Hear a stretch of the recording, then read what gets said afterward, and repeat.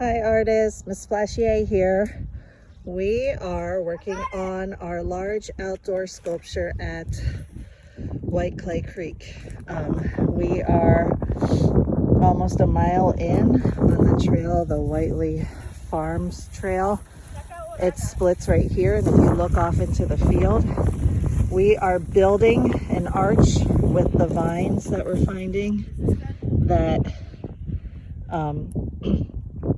that are hanging from the trees, and we're bending them, digging holes and making them into an arch. So we're going to keep working on this and show you when it's done.